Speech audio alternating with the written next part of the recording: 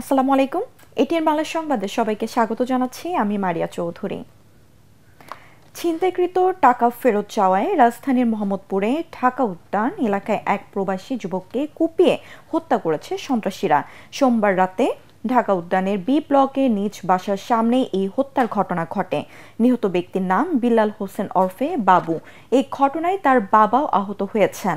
তিনি Shaheed Suhrawardy medical college হাসপাতালে চিকিৎসাধীন। নিহতের স্বজনরা জানান, হামলাকারীরা নিহতের বাবাকে মারার চেষ্টা চালায়। বাবাকে উদ্ধার করতে ছেলে বাবু এগিয়ে গেলে তাকেও মারতে উদ্যত হয় সন্ত্রাসীরা। এক পর্যায়ে বাসার ভেতর ঢুকে আশ্রয় নেওয়ার চেষ্টা করলে সেখানে কুপিয়ে গুরুতর জখম করে বাবুকে। হত্যাকাণ্ডে জড়িত রাজীব, সবুজ, রুবেল, মোহন সহ কয়েকজনকে শনাক্ত করে গ্রেফতারের চেষ্টা চলছে বলে জানায় মোহাম্মদপুর থানা পুলিশ।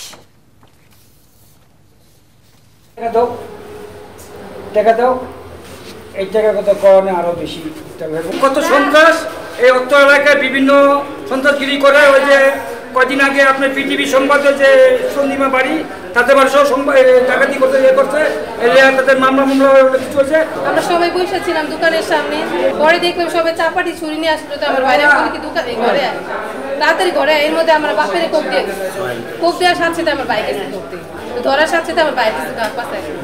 এখন মৃত্যুর বদলে মৃত্যু চাই, ফাঁসি চাই, প্রত্যেকটা লোকে ফাঁসি। দেশের পণ্য রপ্তানি সহজ করতে নতুন নীতিমালা ঘোষণা করেছে বাংলাদেশ ব্যাংক।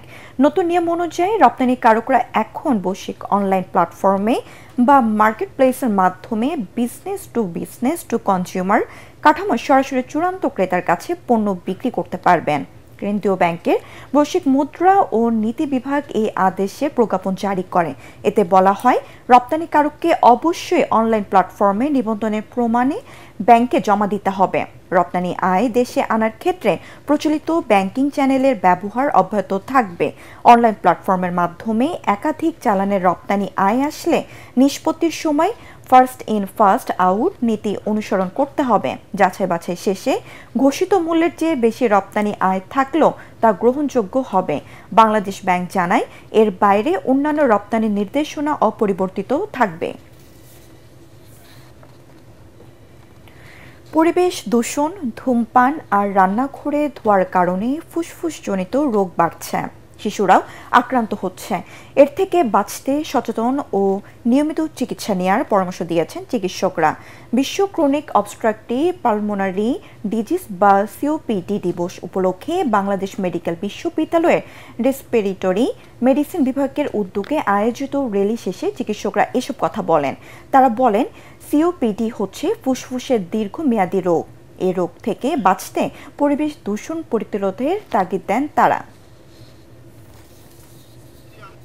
সিওপিডি হচ্ছে আমাদের দেশে 3 নম্বর কারণ মৃত্যুর এবং সারা বিশ্বেও। সবচেয়ে আশাপ্রদ জিনিস হচ্ছে সিওপিডি প্রিভেন্টেবল। আমরা যদি সচেতন হই তাহলে এই রোগটা থেকে আমরা বাঁচতে পারি। ধূমপান, আমাদের পরিবেশ দূষণ এবং বর্তমানে যে ট্রেন্ড চলছে নন স্মোকিং সিওপিডি, বিশেষ করে মহিলারা যারা ধূমপান করেন না, ঘরের ভিতর রান্নাবান্না করেন এবং বিভিন্ন ধরনের পলিউশনের শিকার হন, তাদের ক্ষেত্রেও সিওপিডি বেড়ে চলছে। এবার আন্তর্জাতিক। পাকিস্তানের বিমান হামলায় আফগানিস্তানের খোস্ত প্রদেশে 9 শিশু ও 1 নারী নিহত হয়েছেন।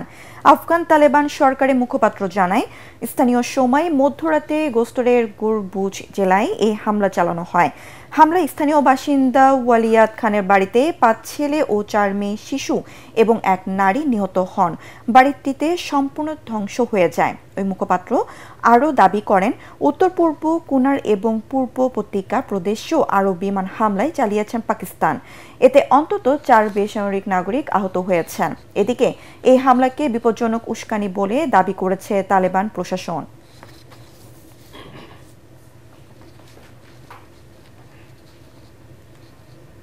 খেলার খবর।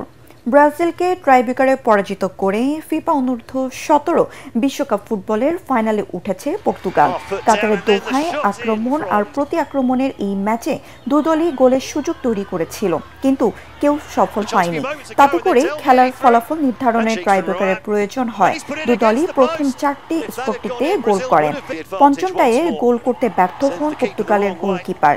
পরের স্ফূর্তিতে গোল করতে পারলেই ফাইনালে পৌঁছে যাবে ব্রাজিল, কিন্তু ব্রাজিলের জুয়ান পাবলো পোস্টে লাগিয়ে সেই সুযোগ মিস করেন। সপ্তম ক্রায়ে ব্রাজিলের খেলোয়াড় ক্রসবারের উপর দিয়ে বাইরে পাঠালে প্রথমবারের মতো অনূর্ধ্ব-17 বিশ্বকাপের ফাইনালে পৌঁছে যায় পর্তুগাল। অন্য ম্যাচে স্পেনকে 2-0 গোলে হারিয়ে ফাইনালে উঠেছে অস্ট্রিয়া। এই জয়ে বৃহস্পতিবার শিরোপা লড়াইয়ে ইউরোপিয়ান চ্যাম্পিয়ন পর্তুগাল মুখোমুখি হবে অস্ট্রিয়ার। তার আগে তৃতীয় স্থান নির্ধারণেও ম্যাচে ব্রাজিল লড়বে স্পেনের সাথে।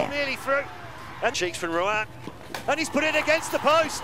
And if that had gone in, Brazil would have been the advantage once more. Sends the keeper the wrong. পরবর্তী সংবাদ দেখার আমন্ত্রণ জানিয়ে এখনকার মতো শেষ করছি। এটিএন বাংলা সংবাদ ইউটিউবে দেখতে ব্রাউজ করুন /ATN বাংলা নিউজ। ধন্যবাদ সবাইকে।